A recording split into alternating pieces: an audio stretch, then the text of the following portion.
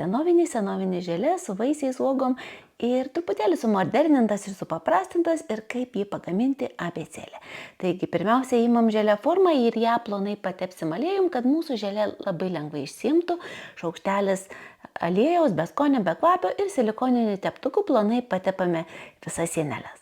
Toliau pasiruošim želė masę, imu jau paruoštos želė pakelį ir pilsiu dvigubai mažiau vandens negu rekomenduojama. Jeigu ant tokio pakelio yra rekomenduojama pilti 500 ml vandens, tai aš pilu 250 ml verdančio vandens.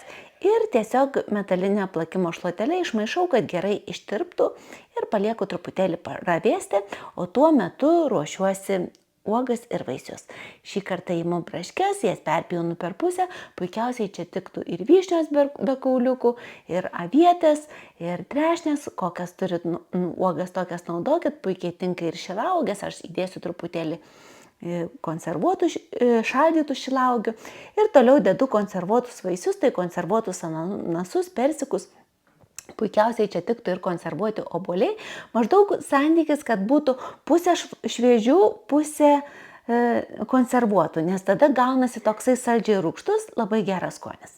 Iš šviežių vaisių ko nedėti, tai netinka kiviai ir netinka ananasai, nes jie turi savyje medžiagų, kurios stabdo želė stingimą. Konservuoti jie tinka, tik tai šviežių nedėkite. Dar įberiu šaldytų šilauogių, beje šito šaldymo dėžutės tupperware yra tikrai ilgamžės ir išlieka minkštos, taigi kiek mums reikia, tiek galima įberti, labai rekomenduoju jas. Ir užpilam ištirpintą želatiną. Čia yra tie visi mūsų ištirpinti 250 ml ir jie yra pats tas pirmam sluoksniui. Kodėl nepilam viso? Todėl, kad vaisiai uogos yra lengvesni ir jie iškiltų į paviršių ir mums sluoksnis gautųsi tiesiog be jų. Kol stingsta želė, aš pasiruošiu likusius vaisius, likusias uogas, susipjausto juos ir netgi padedu į šaldytuvą, nes stingsta apie porą valandų, tiesiog, kad man jau būtų jie atvėsę ir tada antras sluoksnis sustings greičiau. Ir dabar imu jau 2 pakelius, šį kartą imu raudonas želė ir vėlgi užpilu pusę rekomenduojamų skysčio. Tai čia ant 2 pakelių reikėtų pilti litrą verdančio vandens, tai užpilu 500 ml verdančio vandens ir vėlgi išmaišau plakimo šluotelę. Pažiūrim, kad pirmas sluoksnis būtų sustingęs, tiesiog papurtam, matom, niekas nejuda. Ir dabar vėlgi bersim tas pačias uogas, dėsim vaisius, kokius tik norim. Na, maždaug išlaikykit santykį, kad būtų formoje pusę sudarytų skystis tas ir pusę vaisiai. Tai jeigu pasiruošėm 750 ml iš viso abiems sluoksniams skysčio, tai maždaug 750 ml turės mums užimti vaisiai ir uogos.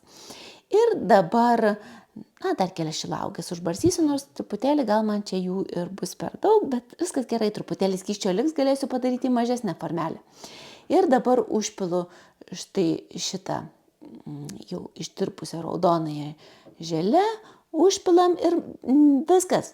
Beliks tik tais nuvalyti tą viduriuką tiesiog, kad paskui gražiai mums išsiimtų silikoninę mentelę nubraukiu, uždedu dangtelį ir padedu kelioms valandoms į šaldytuvą, kad sustingtų.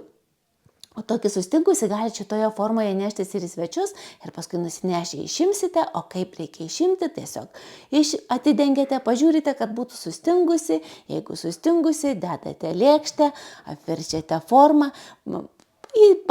pažiūrite, kad būtų centre ta želė ir tada paimate, iškeliate vidinį dangtelį ir želė pati nusileidžia. Jokių mirkimų karštame vandenyje, jokių galvosūkių, jūsų želė iškritusi. Taigi, jeigu norėsite įsigyti tupperware želė žiedo formą ar kitų tupperware gaminių, visada rašykit man, Astos laimingų indų krautuvėlė pasiruošusi jums padėti turėti tupperware gaminių ir gaminti lengvai ir patogiai. Iki susirašymo, iki mielų.